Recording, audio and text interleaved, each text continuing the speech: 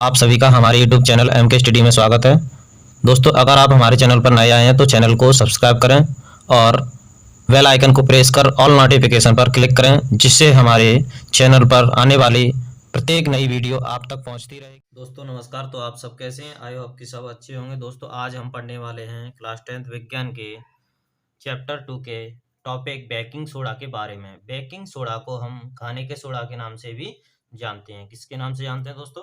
खाने के सोडा के नाम से। अक्सर आपने बेकरी वगैरह में यूज होते हुए घरेलू सामान जो हम बनाते हैं खाने के लिए, जैसे आप पाव रोटी है आपका, और आपने वो पिया होगा, सोडा पिया होगा, उसमें बहुत सारी जगह पर इसका यूज होता है। तो दोस्तों आज हम इसके और भी काफ़ी पॉइंट्स याद करेंगे। यहाँ पर हम बेकिंग सोडा के रासायनिक नाम और सूत्र, विधि और इसके उपयोग, ये सभी यहाँ पर क्लियर करेंगे, समझेंगे।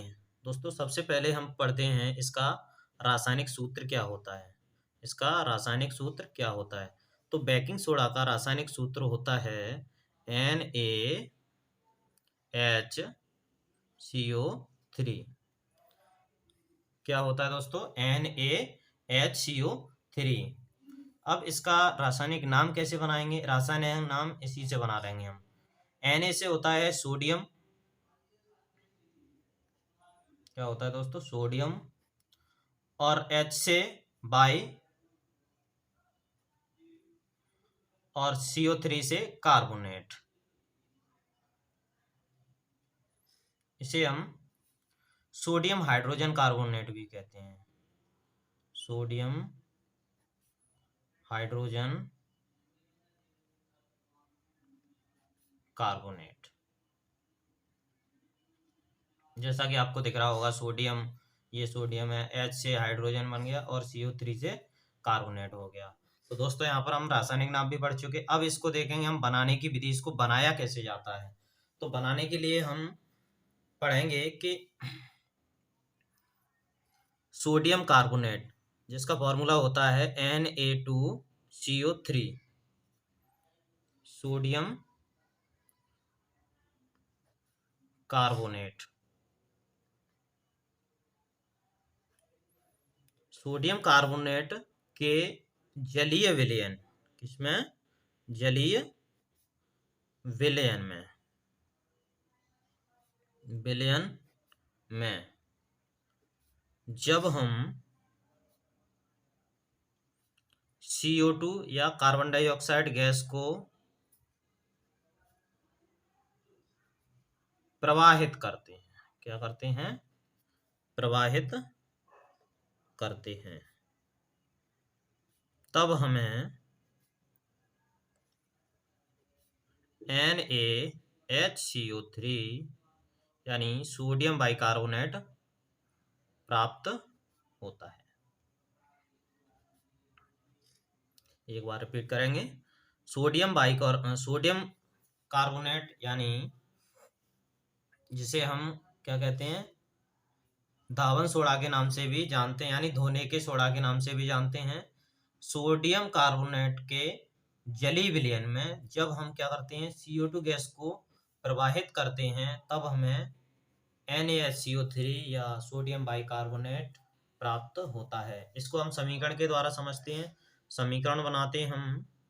जैसा कि हमने लिखा है कि सोडियम कार्बोनेट, तो सोडियम कार्बोनेट का यहाँ पे फॉर्मूला लिख लेंगे, सोडियम कार्बोनेट। फिर लिखा है सोडियम कार्बोनेट के जलीय विलयन। जलीय विलयन के लिए क्या करेंगे दोस्तों? हम प्लस लगा करके H2O लिख लेंगे, क्योंकि जल को हम H2O से ही दर्शाते हैं। इसका फॉर्मूला H2O ही होता है। अब रिएक्शन होगी, यानी इस क्या किया हमने? इसके जलीय विलयन में CO2 को प्रवाहित किया, यानी यहाँ पर हमने CO2 प्लस और कर लेंगे, CO2।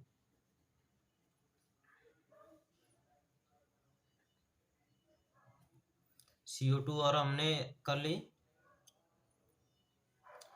अब बनेगा क्या? NaHCO3। तो इसको हम लिख देते हैं यहाँ पे डायरेक्ट, NaHCO3।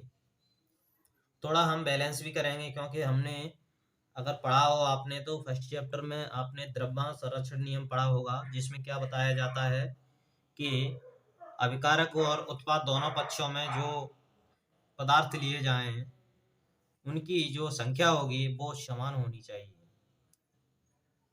तो इसमें हम देख रहे हैं कि सोडियम क्या है, दो है, यहाँ पर सोडियम एक ही है। तो सोडियम सबसे पहले इसी को हम दो करेंगे, तो करने के लिए हम दो यहाँ पर सोडियम के आगे लगा लेंगे, क्योंकि दोस्तों हम पीछे नहीं लगा सकते। पीछे लगाने से क्या होगा, फॉर्मूला गलत हो जाएगा। लेकिन आगे लगाने से क्या होगा, सिर्फ बैलेंस ही कर सकते हैं हम, इसके अलावा कोई फर्क नहीं पड़ेगा फॉर्मूले पे। सोडियम दो हो गए, इसके बाद हाइड्रोजन भी दो हो गए, क्योंकि इसका मल्टीप्लाई सबके साथ किया जाएगा, इस सबके साथ NaSCO3 के साथ मल्टीप्लाई किया जाएगा। तो 2Na हो गया, 2H हो गई, 2H यहाँ पे दिख रही है हमें दोस्तों।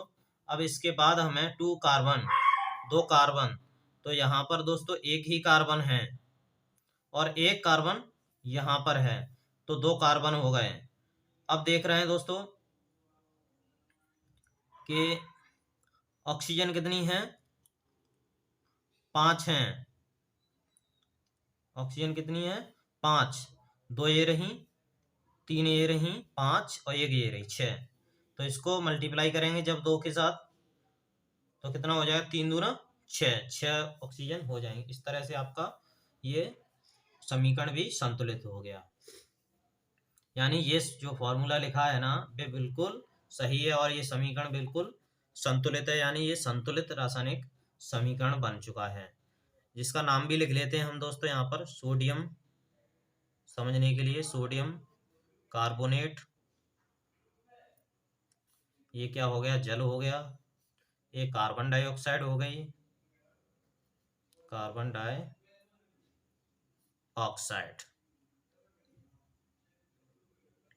और ये क्या हो गया अपना, सोडियम बाइकार्बोनेट, बाइकार्बोनेट।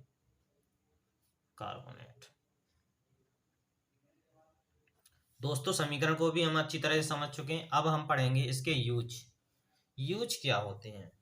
तो सबसे पहला यूज इसका यही है कि इसका उपयोग होता है, आपने देखा हो तो सोडा अम्ल बनाने में, सोडा अम्ल बनाने में पहला यूज इसका क्या है, सोडा अम्ल बनाने में इसका यूज किया जाता है। दूसरा यूज इसका क्या है, जैसे आपने देखा होगा पाव रोटी,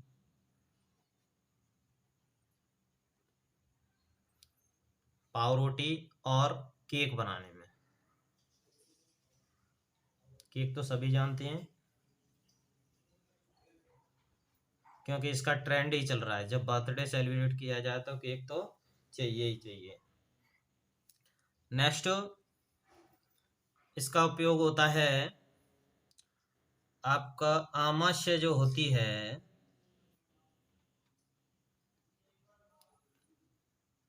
उसकी अम्लीयता, यानी उसमें जो अम्लीयता होती है उसको क्या करता है, उदासीन करते हैं। यानी ये क्या काम करेगा, यानी मतलब इसका क्या होगा, तो ये बेस है, बेस क्या करेगा, जब अम्ल वाली जगह पर जाएगा तो इसको अम्लीयता को क्या करने लगेगा, ये उदासीन बनाने लगेगा। जैसा कि हम पीएच वाले वीडियो में पढ़ चुके हैं, आपकी वीडियो पहले से ही ऑलरेडी हमने अपलोड की चुकी है, तो पीएच मान को उसमें हम पढ़ सकते हैं। नेक्स्ट इसका एक और यूज है, यानी प्रयोगशाला में,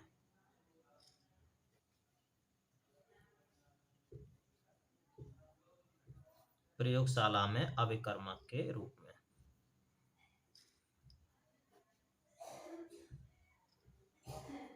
मतलब इसकी प्रिपरेशन की जाती है, यानी ये बनाया जाता है, तो समझ लो प्रयोगशाला में तो इसका यूज होना ही होना है। इसके अलावा आपका सोडियम कार्बोनेट और सोडियम बाइकार्बोनेट हो, या पीओपी हो, या फिर आपका ब्लीचिंग पाउडर हो, इन सब का यूज प्रयोगशाला में अभिकर्मक के रूप में हम ये वाला पॉइंट किसी में भी लिख सकते हैं।